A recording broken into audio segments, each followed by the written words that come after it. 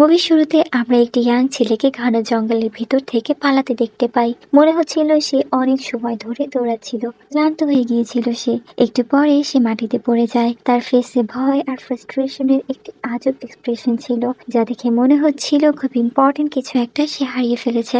Next সিনে আমরা এই গল্পের মেন প্লট এন্টার করি। একদমই সাধারণ একটি দিন ছিল।